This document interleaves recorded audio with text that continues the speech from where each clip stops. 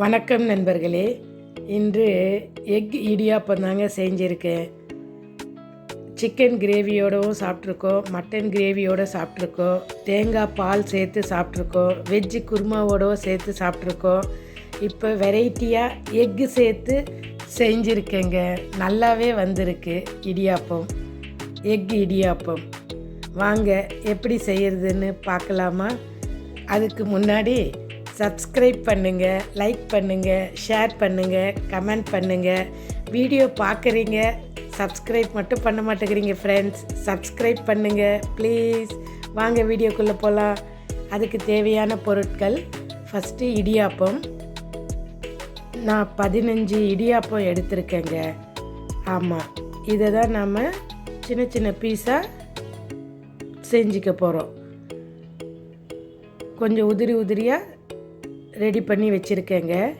இது போல் சின்ன சின்ன பீஸாக வச்சுக்கோங்க, கட் பண்ணி. இந்த இடியாப்பம் ஒரு 6 பேருக்கு நான் செஞ்சுருக்கேங்க. கோரியண்டர் லீவ்ஸு, கொஞ்சமாக கறி லீவ்ஸ் கட் பண்ணி வச்சுருக்கேன். ஒரு 3 க்ரீன் சில்லி கட் பண்ணி வச்சுருக்கேன். ஆஃப் கேபேஜும் நீல வாக்கில் கட் பண்ணி வச்சுருக்கேங்க. ஒரு 3 ஆனியன், அதையும் நீல வாக்கில் கட் பண்ணி வச்சுருக்கேன். 2 டொமேட்டோ, அதையும் நீல வாக்கில் கட் பண்ணி வச்சுருக்கேன். எக் இடியாப்பத்துக்கு தேவையான 8 எக்கு எடுத்துருக்கேங்க.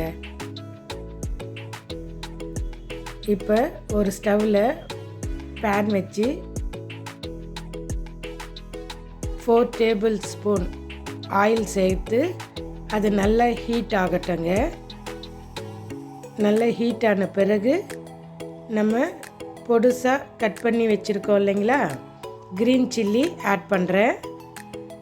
அதோட கறி லீவ்ஸையும் நான் ஆட் பண்ணுறேங்க. கட் பண்ணி வச்சுருக்கிற ஆனியனையும் சேர்த்து ஃப்ரை பண்ண போகிறோங்க.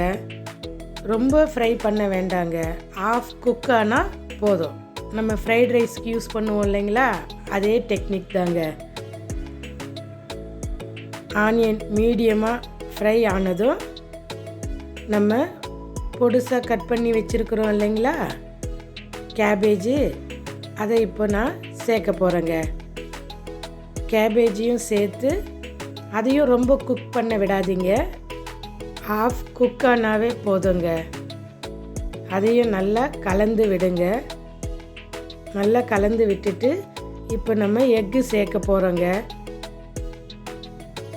ஒன்று ஒன்றா எக்கு சேர்த்து அதை நம்ம எக் பொடி மாஸ் மாதிரி நம்ம இப்போ செய்ய போகிறோங்க. டிஃப்ரெண்ட்டாக செஞ்சு பார்க்கலாமேன்னு பார்த்தது தாங்க எக் இடியாப்பம். நல்லாவே வந்திருக்குங்க, டேஸ்ட்டாகவும் இருந்தது. நீங்களும் செஞ்சு பாருங்கள். செஞ்சு பார்த்துட்டு கமெண்ட் பண்ணுங்கள். அதை நல்லா ஒரு தடவை மிக்ஸ் பண்ணுங்கள். பொடி மாஸ் மாதிரி வரட்டுங்க. கிளறி விட்டுக்கிட்டே இருங்க. அடி பிடிக்காமல் மிக்ஸ் பண்ணிக்கிட்டே இருங்க. பொடி மாஸ் அளவுக்கு நம்மளுக்கு வரணுங்க. நல்லா கலந்து விட்டுக்கிட்டே இருங்க.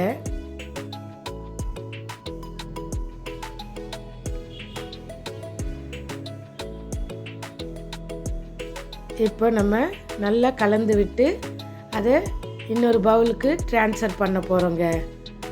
இதை தனியாக எடுத்து வச்சுருங்க.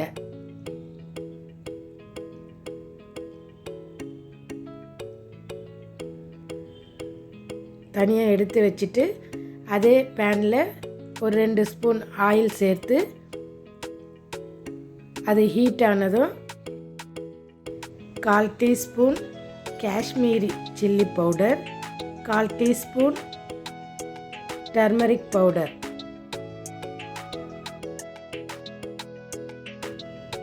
சில்லி பவுட்ரு ஒரு 1/2 டீஸ்பூன் சேர்த்து மிக்ஸ் பண்ணி நம்ம கட் பண்ணி வச்சுருக்கிற டொமேட்டோவை ஆட் பண்ண போகிறோம்.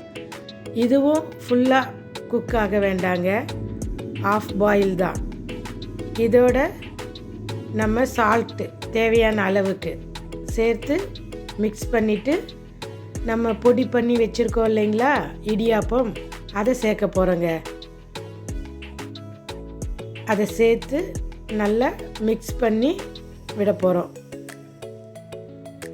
அதோட எல்லா மசாலாங்களும் சேர்கிற மாதிரி நல்லா கலந்து விடுங்க. நல்லா கலந்து விட்டுக்கிட்டே இருங்க. அடி பிடிக்காமல் பார்த்துக்கங்க.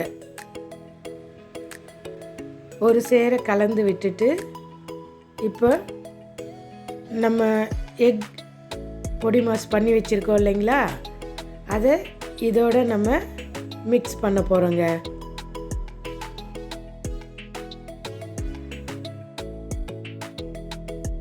பொடியாக கட் பண்ணி வச்சுருக்கிற கோரியண்டர் லீவ்ஸ் அதையும் நம்ம இதில் சேர்க்க போகிறோங்க. சேர்த்து ஒரு சேர கலந்து பவுலில் ட்ரான்ஸ்ஃபர் பண்ணி சுட சுட பரிமாற வேண்டியது தாங்க. எக் இடியாப்பம் ரெடிங்க. பார்க்க கலர்ஃபுல்லாக இருக்குது இல்லைங்களா? சாப்பிடவும் டேஸ்ட்டாக இருந்ததுங்க. சேர்ந்து சமைப்போம், சேர்ந்து ருசிப்போம். நன்றி நண்பர்களே.